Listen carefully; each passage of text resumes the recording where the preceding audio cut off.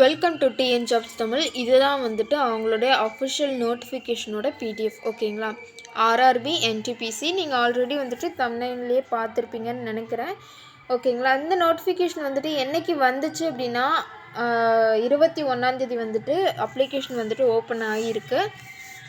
Closing date வந்துட்டு எப்போ close ஆகுது அப்படின்னா 20 ஓகேங்களா? அதாவது அடுத்த மாதம் 20 வரைக்குமே வந்துட்டு ஓப்பனிங்கில் தான் இருக்கும். பேமெண்ட்டுக்கான லாஸ்ட் டேட் எப்போ அப்படின்னா 22 வந்துட்டு அவங்க கொடுத்துருக்காங்க.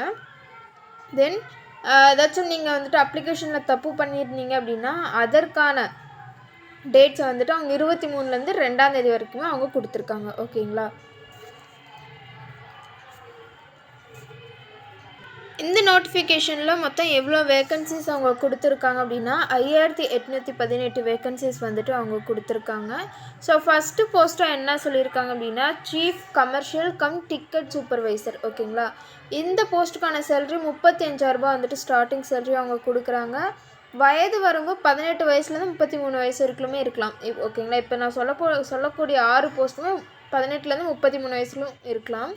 இதில் வந்துட்டு ஸ்டேஷன் மாஸ்டர், அதுக்கப்புறம் குட் ட்ரெயின் மேனேஜர். ஓகேங்களா? இவங்களுக்கு எல்லாத்துக்குமே பார்த்தோம் அப்படின்னா 35,000. ஓகேங்களா? குட்ஸ் ட்ரெயின்ஸ் மேனேஜருக்கு வந்துட்டு 29,200.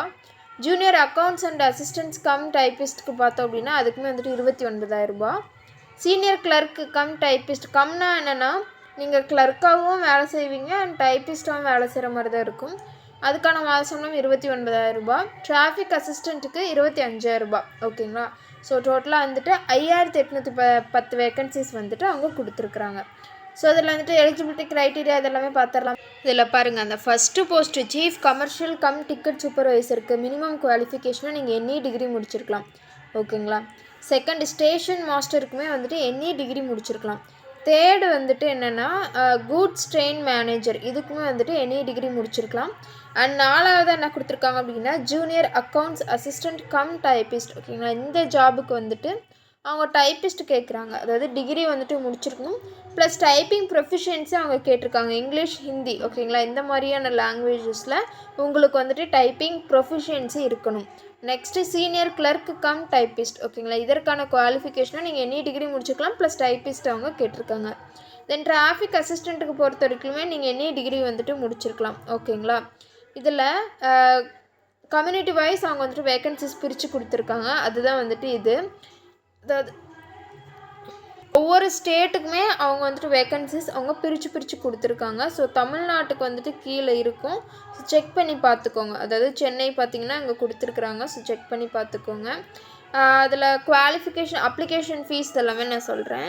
செலெக்ஷன் ப்ரொசீஜர் எப்படி இருக்கும் அப்படின்னா நீங்கள் வந்துட்டு ஒரு எக்ஸாம் எழுதுவீங்க. அதுதான் அந்த NTPC எக்ஸாம். ஸோ அந்த எக்ஸாம் எழுதுனதுக்கு அப்புறமேட்டுக்கு அவங்கள வந்துட்டு ஷார்ட் லிஸ்ட் பண்ணுவாங்க. ஷார்ட் லிஸ்ட் பண்ணதுக்கு அப்புறமேட்டு டாக்குமெண்ட் வெரிஃபிகேஷன் அண்ட் மெடிக்கல் எக்ஸாமினேஷன்ஸ்க்கு உங்களை வந்துட்டு அவங்க கால்ஃபர் பண்ணுவாங்க. இந்த எக்ஸாமில் நெகட்டிவ் மார்க்கிங் இருக்கா அப்படின்னு கேட்டிங்கன்னா கண்டிப்பாக இருக்குது. 1/3 ஆஃப் நெகட்டிவ் மார்க்கிங் வந்துட்டு அவங்க டிடெக்ட் பண்ணுவாங்க. ஸோ அதையுமே பார்த்துக்கோங்க. எக்ஸாமினேஷன் ஃபீஸை பொறுத்த வரைக்குமே SC ST X serviceman PWD female transgender இவங்களுக்கு எல்லாத்துக்குமே வந்துட்டு ஃபீஸ் எவ்வளோ அப்படின்னா 250 வந்துட்டு நீங்கள் கட்டணும். மற்ற எல்லா கேண்டிடேட்ஸ்க்குமே வந்துட்டு 500 வந்து ஃபீஸு. ஓகேங்களா? பேமெண்ட் எப்படின்னு கேட்டிங்கன்னா ஆன்லைன் மோட் பேமெண்ட்டு தான். ஸோ அதை பற்றி எதுவும் கவலைப்படாதீங்க. நீங்கள் வந்துட்டு SBIலேயோ இல்லை வேறு UPI இந்த மாதிரியான டிரான்சாக்ஷன் யூஸ் பண்ணி நீங்கள் வந்துட்டு பே பண்ணிக்கலாம். நான் சொன்னேன் இல்லையா ஒரு எக்ஸாமை பற்றி, அந்த எக்ஸாம் வந்துட்டு எப்படி எழுதுவீங்க அப்படின்னா டோட்டலாக வந்துட்டு 90 நிமிஷம் வந்து அவங்க கொடுப்பாங்க. அதில் வந்துட்டு ஜென்ரல் அவேர்னஸ் 40 கொஷின் இருக்கும், மேத்தமெட்டிக்ஸில் 30 கொஷின், ஜென்ரல் இன்டெலிஜென்ஸ் அண்ட் ரீசனிங்கில் 30 கொஷின்ஸ் இருக்கும். டோட்டலாக 100 கொஷின்ஸ் இருக்கும். இந்த 100 கொஷின்ஸை வந்துட்டு நீங்கள் எப்படி எழுதுவீங்க அப்படின்னா 90 நிமிஷத்தில் வந்துட்டு நீங்கள் முடிக்கிற மாதிரி இருக்கும். முன்னாடியே சொன்ன மாதிரி ஒவ்வொரு கொஷின்ஸ்க்குமே வந்துட்டு நெகட்டிவ் மார்க்கிங்கும் இருக்குது. ஓகேங்களா? சப்போஸ் ஸ்க்ரைபாக இருக்காங்க அப்படின்னா, ஸ்க்ரைப் வச்சு எழுதுகிறவங்களாம் இருக்காங்க அப்படின்னா அவங்களுக்கு வந்துட்டு 120 நிமிஷம் வந்து அவங்க டைம் கொடுப்பாங்க. இதில் குவாலிஃபையிங் மார்க்ஸ் எல்லாமே இருக்கும் இல்லையா? ஸோ அந்த மாதிரி வந்துட்டு இதில் எப்படி இருக்குது அப்படின்னா கம்யூனிட்டி வைஸ் வந்துட்டு அது வந்து சேஞ்ச் ஆகும். ஓகேங்களா? இப்போ வந்துட்டு ஃபஸ்ட்டு கம்ப்யூட்டர் பேஸ்டு டெஸ்ட், அதாவது இப்போ சொன்னோம் இல்லையா அதுவுமே கம்ப்யூட்டர் பேஸ்டு டெஸ்ட்டு தான். அந்த டெஸ்ட்டை எழுதி யாரெல்லாம் பாஸ் ஆகுறாங்களோ அது அவங்க எல்லாருமே செகண்டு கம்ப்யூட்டர் பேஸ்டு டெஸ்ட் வந்துட்டு எழுதுவீங்க. அதற்கான சப்ஜெக்ட்லாம் என்ன வரும் அப்படின்னா அதே தான் general awareness, mathematics, general intelligence and reasoning. ஏன்னா நம்பர் ஆஃப் கொஷின்ஸ் தான் மாறும். ஓகேங்களா, அதில் 50, 35 டோட்டலாக 120 கொஷின்ஸை நீங்கள் 90 நிமிஷத்தில் எழுதுகிற மாதிரி இருக்கும். இதுக்குமே நெகட்டிவ் மார்க்கிங் இருக்குது. So mathematics, general intelligence and reasoning, general awareness இதற்கான சப்ஜெக்ட்ஸ் எல்லாமே வந்துட்டு கொடுத்துருக்காங்க சிலபஸ்ஸு.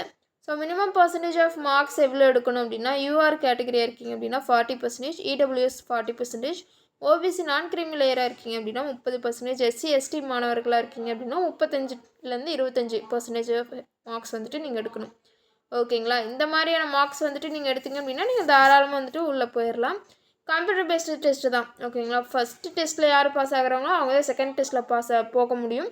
செகண்ட் டெஸ்ட்டில் பாஸ் ஆகுறவங்க டாக்குமெண்ட் வெரிஃபிகேஷன், இன்டர்வியூ இந்த மாதிரியான இதில் வந்துட்டு நீங்கள் போவீங்க. ஓகேங்களா, ஸோ அவ்வளோதான் இந்த நோட்டிஃபிகேஷனோட இன்ஃபர்மேஷன்ஸ். கீழே நான் லிங்க் கொடுத்துருக்கேன், மறக்காமல் எலிஜிபிளாக இருக்கீங்க அப்படின்னா அப்ளை பண்ணுங்கள். தேங்க்யூ.